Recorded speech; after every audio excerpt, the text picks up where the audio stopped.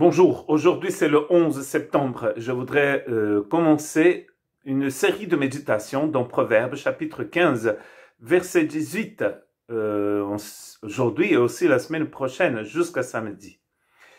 Et donc voici le texte du jour. Un homme violent pousse au conflit, tandis que celui qui est lent à la colère apaise les disputes. Un homme violent pousse au conflit, tandis que celui qui est lent à la colère apaise les disputes. Donc, méditons sur ce texte très important, n'est-ce pas, pour notre vie, parce que nous tous, nous allons être poussés parfois à pratiquer cela, n'est-ce pas, à être violents. Nous pouvons tous être violents, et notamment par nos paroles. Un autre proverbe que nous avons déjà lu, forcément, dans ce même chapitre, au début du chapitre, dit ceci: « Une réponse douce calme la fureur, tandis qu'une parole dure augmente la colère. » C'est comme si on mettait de l'huile sur le feu, n'est-ce pas? Et ça, c'est notre plus grand danger.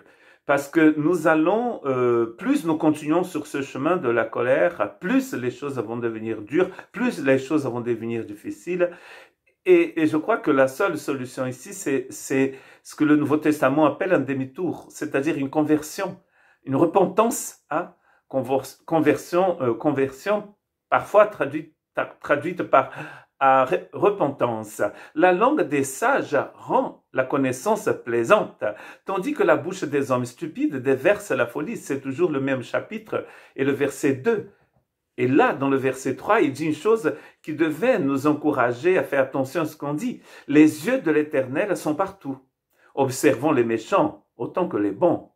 C'est-à-dire que Dieu étant tout le temps là, il sait exactement ce qui sort de notre bouche, il connaît notre comportement. Donc il dit, c'est comme s'il disait, faites attention. Une parole porteuse de guérison est un arbre de vie. Je me souviens que nous avons médité ce texte et nous avons donc vu dans les Écritures ce que ça voulait dire, cet arbre de vie. Tandis que la langue perverse brise le cœur. Nous sommes vraiment revenus à nos moutons parce que nos méditations sont sur la grâce, la sagesse et les paroles. Et on voit bien que la grâce transforme notre cœur. Dieu nous unge de sa sagesse. Dieu nous remplit, je parlais en portugais. Dieu nous remplit de sa sagesse pour que nos paroles ne puissent plus briser des cœurs, mais qu'elles puissent devenir un arbre de vie.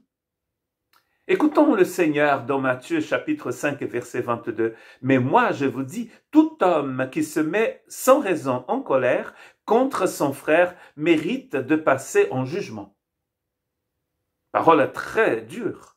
Celui qui traite son frère d'imbécile mérite d'être puni par le tribunal. Et celui qui le traite de fou mérite d'être puni par le feu de l'enfer. C'est vraiment pas beaucoup de choses de dire à quelqu'un une espèce de stupide.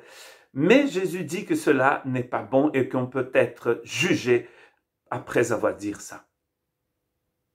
Éphésiens 4, 31, que toute amertume, toute fureur, toute colère, tout éclat de voix, toute calomnie et toute forme de méchanceté disparaissent du milieu de vous.